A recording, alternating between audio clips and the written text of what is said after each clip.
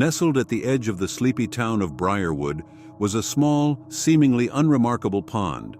Encircled by ancient gnarled trees and veiled in an almost perpetual mist, it was a place of whispered legends and hushed warnings. Locals called it the Wishing Pond, a name that had been passed down through generations. Tales of its power had woven themselves into the fabric of the town's history, stories of dreams fulfilled, but always at a cost. Claire Daniels had heard the stories as a child, but she had dismissed them as nothing more than folklore. Now, years later, life had crushed her under its weight.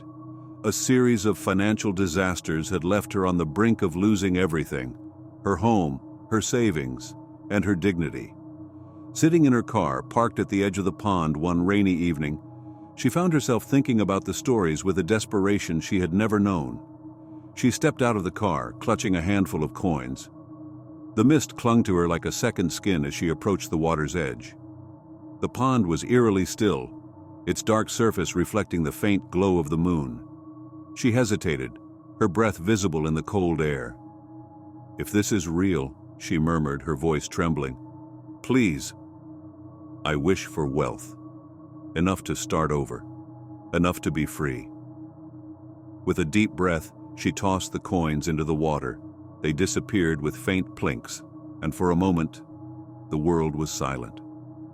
Then, the water rippled unnaturally, as though something beneath the surface had stirred. A faint whisper brushed past her ears, though she could make out no words. Shaking off her unease, Claire returned to her car, dismissing the experience as the product of her desperation and imagination. The next morning, she awoke to a knock on her door. A lawyer stood on her porch, holding a leather briefcase. "Ms. Daniels," he said, "I'm here to inform you that you've inherited a substantial sum from a distant relative." Claire stared at him, her mind racing. She had no wealthy relatives, at least none she knew of. But the papers were legitimate, and the money was real. Suddenly, her debts were erased, and she was thrust into a life of comfort and abundance. At first, Claire was elated. She moved into a sprawling house, bought a new car, and indulged in luxuries she had only dreamed of. But the whispers began almost immediately. It started at night, faint and indistinct, like voices carried on the wind. At first, she thought it was her imagination or the creaking of her old farmhouse. But the whispers grew louder, their words forming an ominous chorus. The price must be paid. Claire tried to ignore it, but the whispers followed her everywhere. Shadows moved in the corners of her vision, always just out of reach. Then came the dreams. Each night she dreamed of the pond, its still surface now churning violently. She saw faces in the water, dozens of them, pale and anguished, their mouths open in silent screams. One night, she woke to find her hands covered in water, though her bed was dry. Terrified, Claire returned to the pond, hoping to undo whatever she had unleashed. As she approached, the mist seemed thicker, almost sentient, wrapping around her legs and slowing her steps. The air was filled with a low, guttural sound, like a growl reverberating from the earth itself. "Please," she begged, her voice breaking, "take it back. I don't want it anymore." The water bubbled violently, and for the first time, Claire saw the pond's true nature. Rising from its depths was a grotesque figure, its body a patchwork of human limbs and faces, as though the pond had absorbed the very souls of those who had wished before her. Its hollow eyes fixed on her, and its many mouths spoke in unison. The price must be paid. Claire stumbled back, tripping over a root. She realized too late what the price was. The pond didn't take material wealth in return for its gifts. It took lives. And now, it wanted hers. She ran, the whispers turning into a deafening roar. Her car was just yards away when the mist thickened, solidifying into claw-like tendrils that wrapped around her arms and legs.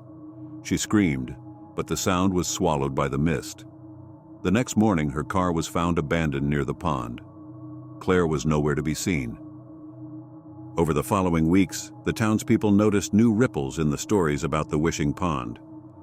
Those who ventured too close swore they could see Claire's face beneath the surface, her expression frozen in terror. The pond's legend grew darker, a reminder that wishes may come true, but only if you're willing to pay the ultimate price.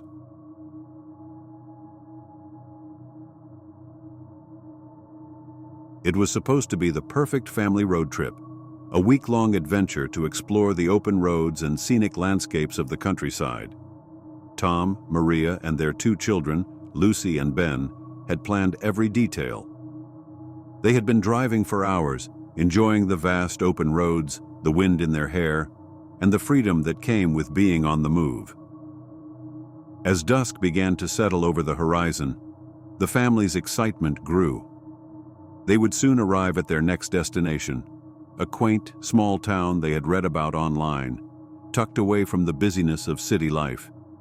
But as they turned off the main highway, something felt strange. A sense of unease began to hang in the air, the familiar highway now replaced by narrow, winding streets flanked by dense woods. Tom pushed on the gas pedal, but the car stuttered, its engine making an odd sputtering noise before dying altogether. "Great," Tom muttered, trying the ignition again. Nothing. He looked at Maria, who was already scanning the empty stretch of road outside the car window, trying to spot any signs of life. The headlights cast long shadows on the darkened road, illuminating only the abandoned houses and decrepit storefronts that lined the street. Maria's eyes narrowed. "This place isn't on the map. Are we sure we're even in the right town?" "We must be," Tom replied, though his voice lacked confidence. "Let me take a look under the hood." He climbed out of the car, but as soon as he stepped onto the ground, an icy chill hit him. He shivered and rubbed his arms, feeling an unsettling sense of abandonment. The town appeared deserted, almost as though time had stopped. There were no lights, no people, just a suffocating silence.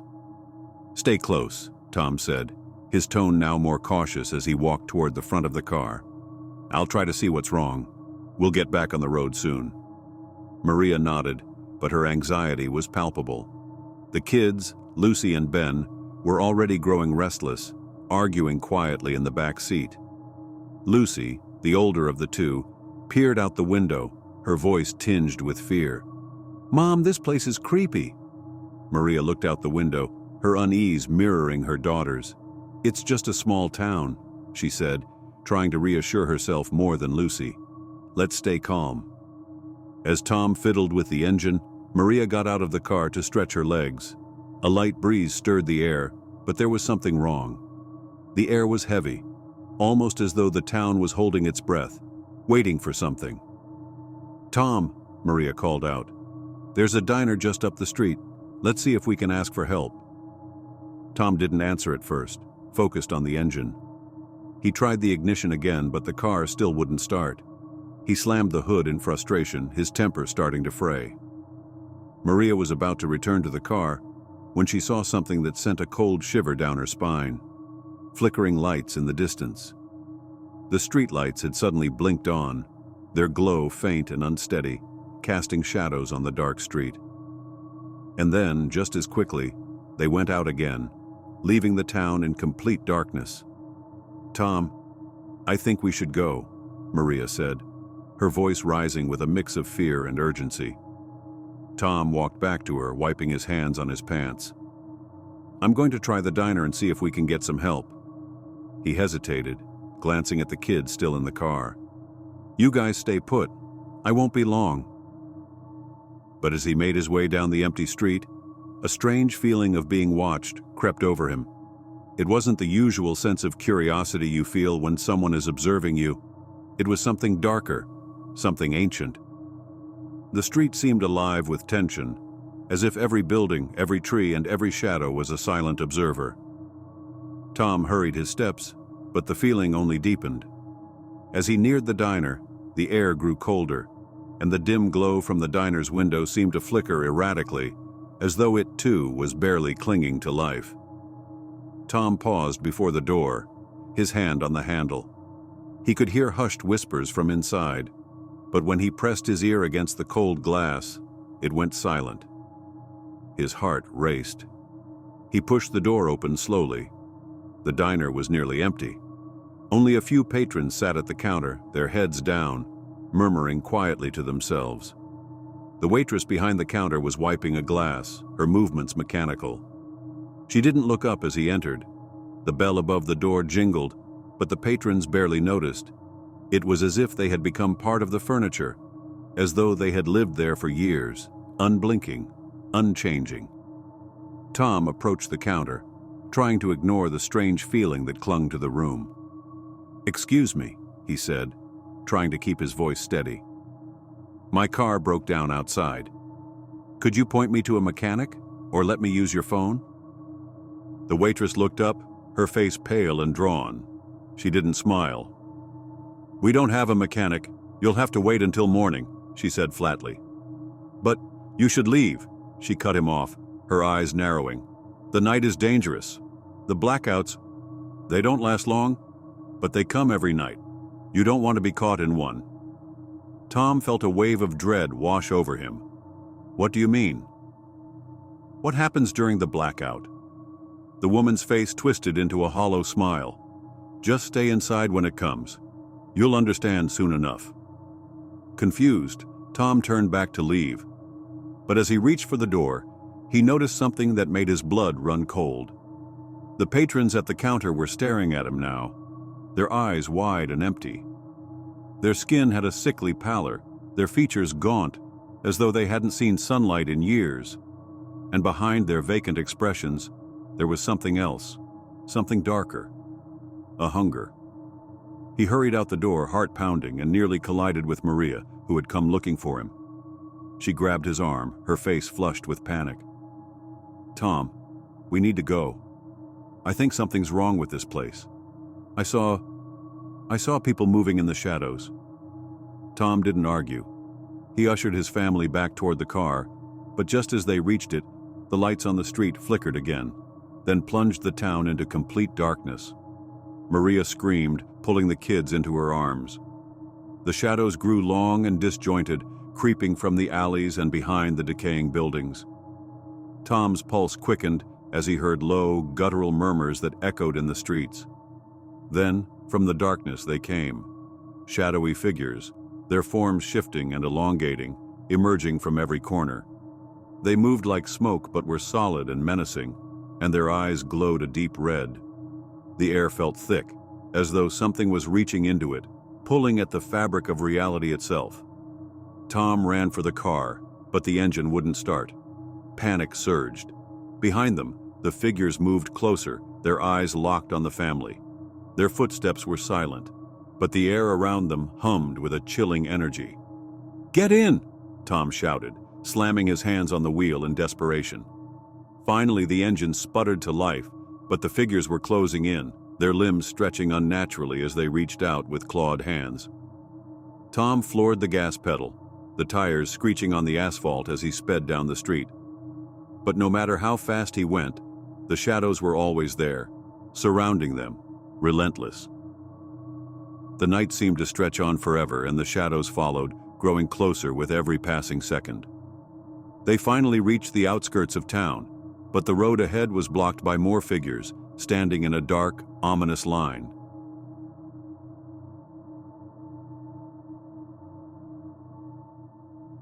The Johnson family was thrilled to move into their new home. The suburban neighborhood was picturesque, with tree-lined streets and houses that looked like they came straight out of a magazine. The lawns were perfectly manicured, and everything about the place screamed tranquility. After years of city life and constant noise, they were finally escaping to peace. They arrived on a Saturday morning, and by the afternoon, they had settled into their new house. The street was eerily quiet, but the occasional car passing by made them feel like they were in the middle of a normal, safe community.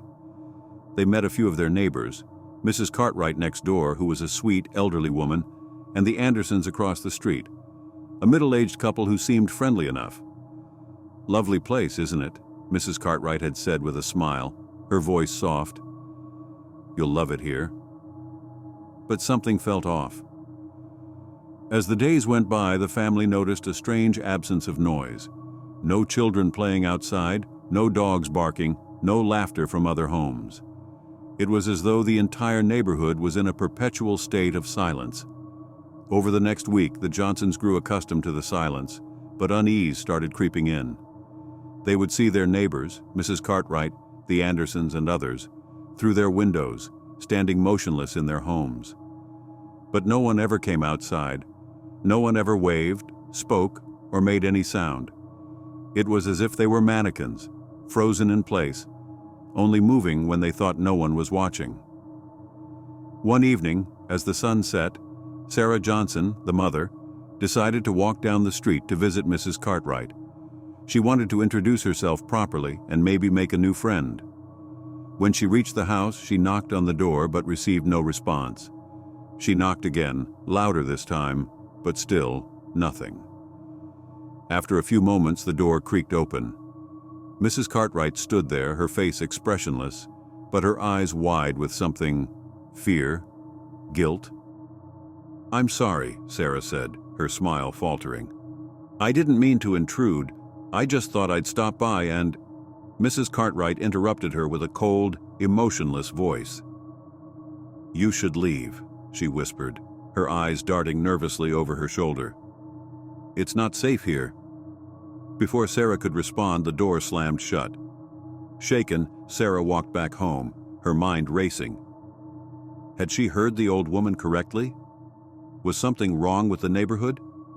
She glanced around, but all the other houses were as still as ever. The silence felt suffocating now. As days passed, the strange behavior of the neighbors grew more disturbing. The Johnsons started noticing things that didn't add up. One evening, they saw Mrs. Cartwright standing motionless in her front yard, staring at the sky with her arms raised as if waiting for something. She was still there when they went to bed, and still there when they woke up the next morning. It was as if she hadn't moved a single inch. Then there were the whispers. Low, unintelligible murmurs came from the walls of the Johnson house at night. Sarah thought it was just the house settling at first, but the whispers grew louder, more distinct, as if the walls were speaking directly to her. "Get out! Leave! Don't stay!" The voices would hiss. The children, Emily and Jack, began having nightmares. Emily woke up one night, drenched in sweat, screaming about a man with hollow eyes who stood at the edge of her bed. Jack said he saw shadows moving in the windows of the neighboring houses when everyone was supposed to be inside. But when Sarah went to check, there was no one there. One night, after another long day of unsettling events, Sarah couldn't take it any longer. She decided to investigate. Armed with only a flashlight and a growing sense of dread, she ventured into the Andersons' house, convinced that something was wrong. She knew she had to find out what was happening to these people. Why did they never speak? Why did they never leave? The Andersons' house was dark and empty. But as Sarah explored, she stumbled upon something chilling. In the basement, behind a hidden door, she discovered a strange room filled with monitors and cameras. The room was filled with images of her own house, her family, surveillance footage of everything they had done since they moved in. The walls were covered with notes, maps, and diagrams of the neighborhood. There in the corner sat a single chair. Strapped to the chair was a figure, bloody, emaciated, and barely alive. It was a man, his eyes wide open and filled with terror. He whispered weakly, "You have to leave. They're watching you. They're controlling us." Suddenly, a loud noise echoed through the house. The Andersons had found her. Sarah turned and fled the house, but the moment she stepped outside, she realized the truth. The entire neighborhood was part of an experiment. The residents were not normal people. They were being controlled, their every move manipulated by an unseen force. And the Johnsons, having moved into the neighborhood, were the next targets of this twisted experiment. The whispers, the silent neighbors, the strange occurrences, it was all orchestrated to trap them. Panicking, Sarah rushed back to her house where Tom, her husband, was waiting. She told him everything she had discovered, and together, they knew they had to get out. Now. But as they packed their things, The neighbors began to gather outside, standing in the street, unmoving, their eyes fixed on the Johnsons' house. A loud, mechanical voice suddenly boomed from the sky. "You cannot leave. You are part of the experiment now." The streetlights flickered, casting eerie shadows as the family realized they were trapped. The neighborhood wasn't just silent, it was alive, sentient, and designed to keep them there forever. Desperate, Tom and Sarah made a final dash for their car. But as they tried to drive away, the road seemed to stretch on forever. No matter how far they drove, they always ended up back at the same street, at the same house. The neighborhood was endless, a loop they couldn't escape. The silent neighbors had already claimed their souls, and the experiment would never end.